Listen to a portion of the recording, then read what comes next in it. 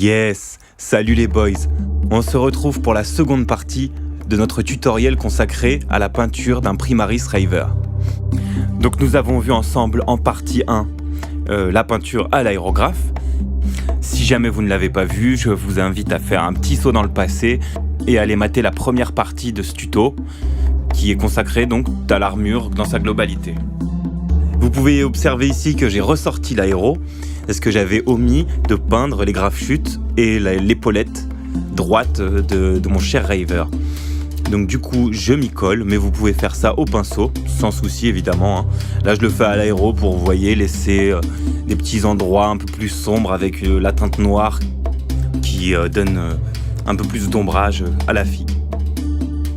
Je passe ensuite à l'étape du lavis, donc encore avec du noir mat.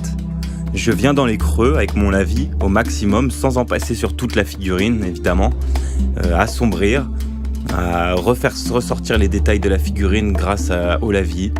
Donc ça, c'est rien de spécial, je pense que vous connaissez déjà les techniques. C'est juste un travail assez long et fastidieux parce que la peinture à l'aérographe est rapide, mais c'est une fois qu'on passe aux couches de lavis que l'on peut prendre le temps de faire nos détails de façon soignée. Très bien.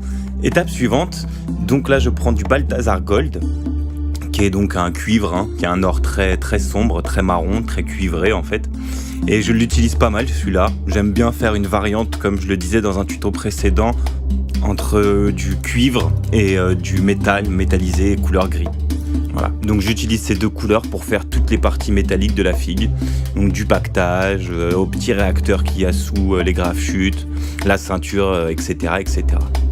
Nous passons maintenant au casque. Donc l'étape de peinture est sensiblement identique à celle de l'armure. Je passe une première couche de rouge un peu foncé et une seconde avec ce corne red pour créer une première zone d'éclaircissement, voilà, sur le dessus du casque. Ensuite, des couches de dark tone très fines. Des fois, j'en fais 2 pour bien assombrir certains endroits, comme les respirateurs, tout ça. Parce qu'une seule couche, par moment, ne suffit pas pour le lavis dark tone. Par ailleurs, je peins ici le pistolet bolter lourd en rouge également. Je pense que c'était un oubli aussi. Vous voyez, je suis pas à l'abri d'oublier. Moi, j'aime bien prendre du plaisir en peignant, évidemment, surtout. Et je suis pas très méthodique à faire cette couleur, puis cette couleur. Il m'arrive de faire une couleur, d'y revenir, et patati et patata. Ensuite, pour tout ce qui va être pochette, donc en cuir, je vais utiliser un marron. Enfin, 3 marrons pour être exact.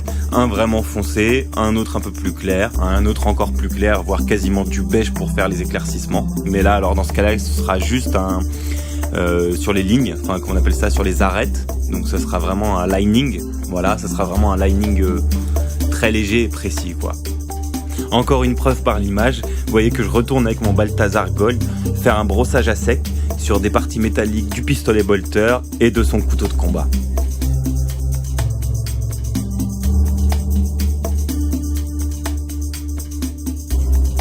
Une des dernières étapes, l'éclaircissement. Donc là, je prends mon Sybarite Green et je viens éclaircir les parties sombres, donc le dessous des genouillères. Pour vous le rappeler, en fait, le Sybarite Green, c'est mon deuxième éclaircissement. Enfin, c'est mon premier éclaircissement parce qu'après, j'ai une deuxième couleur d'éclaircissement qui sera le Skarsnik Green. Donc ici, c'est un éclaircissement médium, on va dire, sur certaines zones qui sont censées être sombres. Ensuite, je passe avec mon Skarsnik Green faire les éclaircissements vraiment qui flashent, quoi, ceux qui sont sur le dessus, qui sont sur des parties exposées ou par exemple sur le dessus de la genouillère ou sur le coude, au niveau du coude ou de certains petits endroits qu'on veut mettre en avant. Une fois tout ça effectué, il nous reste plus que les détails, le saut de pureté et puis le coller sur un socle. Voilà. Il pourrait encore être amélioré, peut-être que j'y reviendrai un petit peu plus tard, mais bon, j'ai pas mal de taf en peinture. Donc pour l'instant, je vais me satisfaire de ça en attendant le reste de l'escouade. J'espère que vous avez apprécié le tuto. Ciao les potos!